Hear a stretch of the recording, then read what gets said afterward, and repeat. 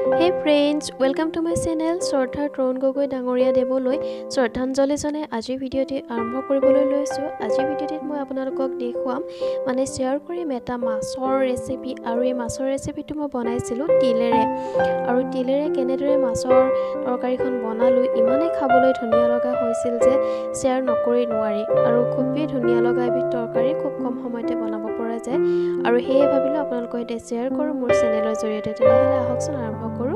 ৰেচিপিটোৰ বাবে মই লৈছো এটা ডাঙৰ সাইজৰ পিয়াজ আৰু এইখিনি তিল লৈছো, এইখিনি মই ভিজাই লৈছো আৰু তাৰ পিছত তেজপাত লৈছো, জালুক, আদা আৰু নহৰু। আদা নহৰুখিনি মই থেতেলিয়াই লম আৰু জালুকখিনি মই গুড়া কৰি লম।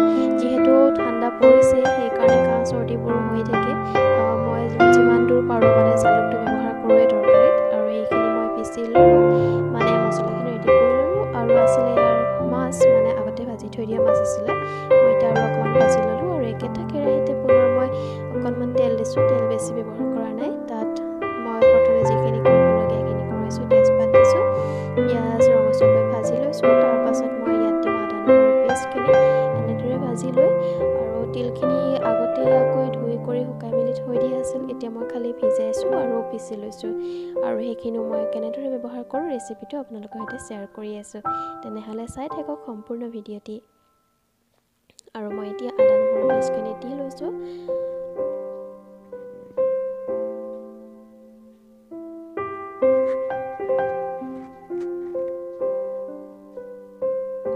ইয়াত মই এতিয়া যিখিনি পিচি ৰাখিছিলো তিলখিনি সেইখিনি দি দিছো।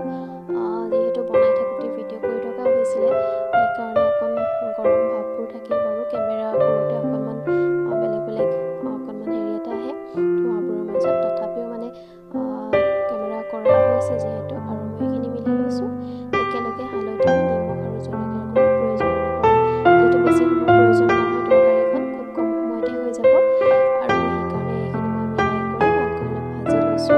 তাৰপাছত ইয়াত ব্যৱহাৰ কৰিম পানী, একেবাৰে কম, মানে একেবাৰে কম সময়তে বনাব পৰা যায়, খুব বেছি 10 মিনিট। আৰু যদি আপুনি ক'ৰবালৈ যাবলৈ দৌৰা-দৌৰি কৰিছে তেনেহ'লে মানে অকণমান তিলখিনি ভিজাই ৰাখক, ৰাখি মিক্সিত দি দিয়ক, দি আৰু এনেকৈ তৰকাৰীখন বনাওক, খাবলৈ খুবেই ধুনীয়া। মই কিন্তু আগতে নাখাইছিলোঁ কোলা তৰকাৰী বা তেনেকুৱা বুলি, এতিয়াও কিন্তু মোৰ মিষ্টাৰ আৰু শহুৰ দেউতাই কোলা তৰকাৰী বুলি ক'লে অকণমান খাবলৈ বেয়া পায়, কিন্তু আমি কিন্তু খাই ভাল পাওঁ। আৰু এনেদৰে মই বিয়াৰ আগত তেনেকৈ বনোৱা নাছিলোঁ, মাহঁতে বনাই খাইছিলোঁ আৰু বিয়াৰ পাছত মই এতিয়া নিজেই বনাওঁ আৰু এতিয়াও বনাইছোঁ, আজিও বনাইছোঁ, আপোনালোকৰ সৈতে শ্বেয়াৰ কৰিছোঁ। আৰু যিখিনি মাছ মই ব্যৱহাৰ কৰোঁ সেইখিনি দি দিলোঁ অলপ ভালকৈ উতলি থকাত।